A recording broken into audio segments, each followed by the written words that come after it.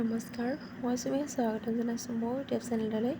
আৰু আজিৰ ৰেচিপিটোত মই বনাম জিকাৰ বাকলিৰ চাটনি। আৰু এয়া দেখিছে বাকলিখিনি মই এনেকৈ কাটি লৈছোঁ। আৰু এয়া মছৰিৰ পৰা ধনিয়া, জলকীয়া, নহৰু আৰু আদা এনেদৰে আৰু কেৰাহীখন গৰম কৰি লৈছোঁ মই। আৰু ইয়াতে এতিয়া নহৰু আৰু আদাখিনি অকণমান লৰাই থাকিম।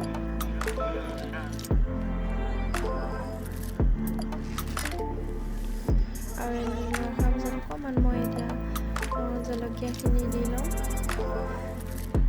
একেলগে দিব লাগিছিলে, মই মানে অকণমান এনেকৈ লৰাই ল'লোঁ, তাৰপিছত এতিয়া দি দিলোঁ।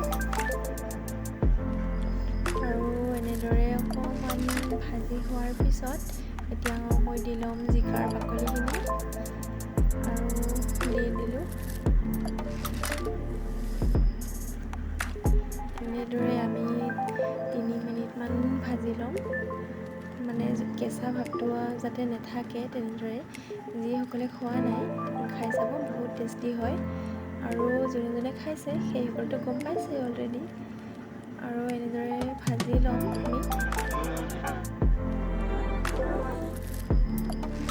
আৰু এয়া ভাজি হোৱাৰ পিছত এতিয়া আমি ঠাণ্ডা হ'বৰ কাৰণে এখন প্লেটত উলিয়াই ল'ম।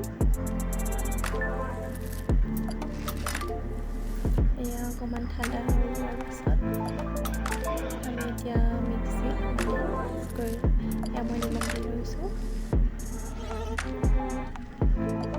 পিচি হৈ যোৱাৰ পিছত এটা বাতিত উলিয়াই ল'ম।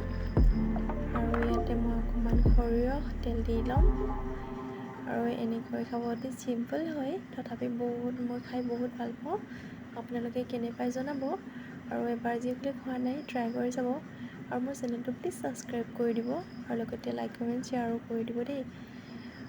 সকলোকে ধন্যবাদ।